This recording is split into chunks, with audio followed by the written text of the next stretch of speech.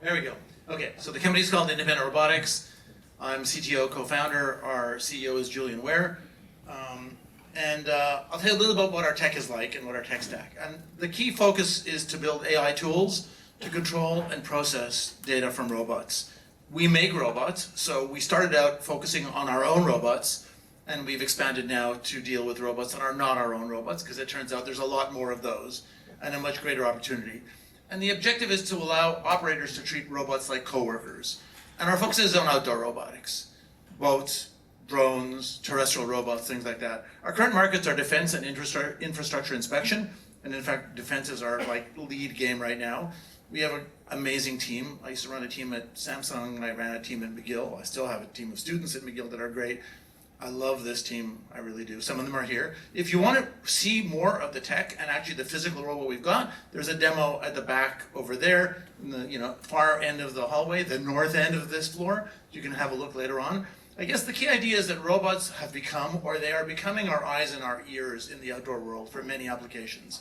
And I think the scale of robotics, in-field robotics, is really large, right? The ocean is big, the Canadian forests are big, our coastline is big. And if we want to address those things, to see what's there, to know what's going on, to get eyes on, to know where there's deforestation, to understand what's happening in our world, here in Africa, which is one of the places where we're focusing, in other places, the challenges are very large in terms of the deployment scale, the cognitive load on operators, the complexity. I mean, we all love, I guess most of the people here are robotics aficionados, and it's like so easy to program a robot.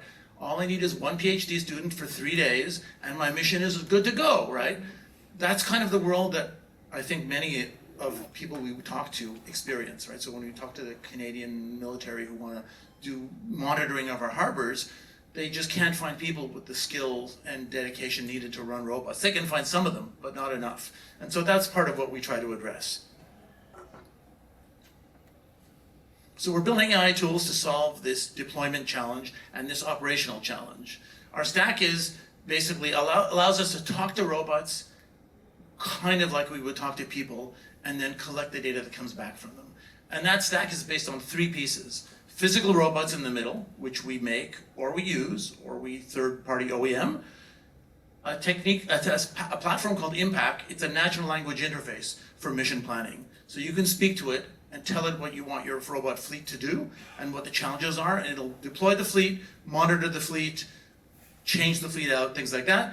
And a third part called the Insight Engine, which is data analytics and reporting that takes feedback back from that. I think the key part of the story I want to focus on now, today, is this thing called Impact, the natural language interface. You can guess it has an LLM inside it that lets you control and operate a robot. But operating a robot from an LLM, for those of you who haven't tried it, is like kind of a sad game, because LLMs are basically just too dumb in terms of the knowledge of the physical world, robotics, all that classical knowledge, right? There's not a lot of PID controllers built on LLMs for some reason, because it's impossible. People who know this game are like chuckling, yeah, because it's really impossible. So Impact is a semantic mission planning monitoring in plain language. It's a common interface for all robots that we talk to. Sometimes for some robots we have to add a component we call the slug, the brain slug, a little piece that lets us control an arbitrary robot with our tech. It works on essentially any autonomous system, given that you're able to add this brain slug, this hardware component. It has interactive behaviors. It is compatible with NATO command and control standards for some applications. For some users, that's important. It's a force multiplier, meaning you can take one human operator that might operate one robot, and you can let them run 10 or 20 or 30 robots. You can do conditional mission planning.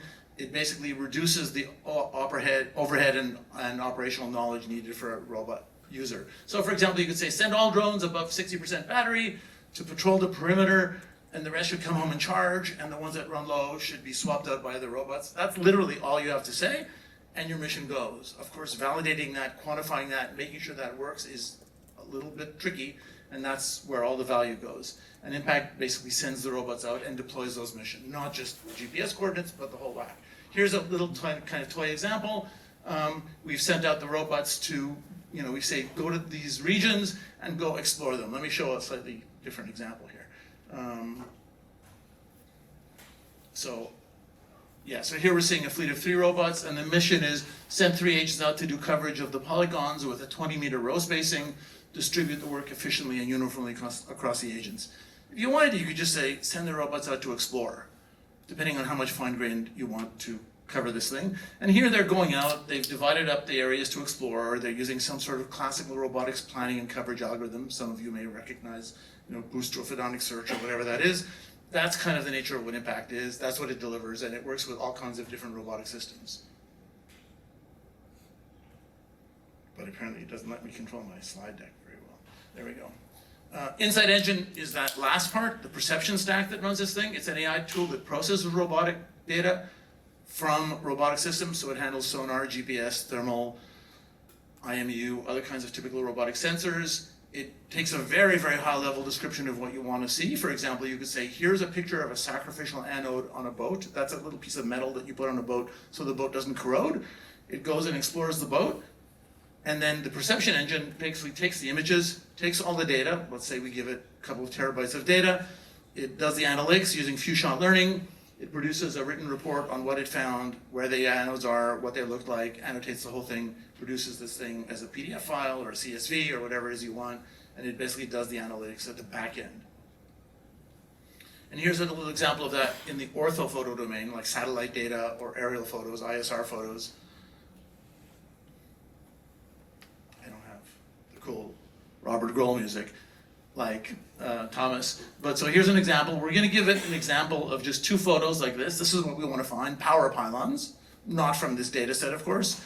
And then it'll go out and look at this aerial photo and basically find all the power pylons and mark them and indicate where they are on the data set. So kind of a nice example of few-shot learning. If you're a tech person, you know about things like YOLO and things like that do things like this. The difference here is we don't need 9,000 examples.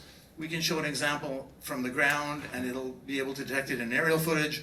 We can show an example on a rainy day and it'll do it on a sunny day. It's super robust, it's super flexible because it's really reasoning at a semantic level. It's using all this VLA, LLM, foundation model technology that you know about. And you can go and try it out on our website if you want to. So we also make physical robots. That's what's on demo in the back of the room. Fully autonomous missions, onboard GPU for sensor processing. They're single-person deployable. This is like one of the older models, I think called Aqua 2, originally spun out of technology funded by the Canadian government. The Canadian Navy has a couple. There's some in Mexico. There's some in the US. There's some in Canada, various users here and there. It's all-day operable, and it has a full sensor loadout if you want to put sonar on or other kinds of fancy technologies for collecting sensor data. The team is led by me and Julian Ware. Julian was a key general manager at ClearPath. As you know, ClearPath is like the lead research robotics company in the world.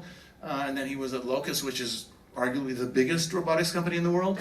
And he's basically CEO of our company, so he's leading us forward on this charge. I'm acting as CTO. I've done some stuff too. I was at Samsung as a VP for a while. I have like 350 publications or whatever. Not so important in the startup context, but it's kind of a nice thing. And then we have, 9 tech staff that work with us. 9 tech staff and admin people. Some of them are here, as I said. You can go meet them in the back. Tell them you're looking for a job if you want. Or we're looking for biz dev people actually right now. And that's my quickie intro to the company. Thank you, Gregory.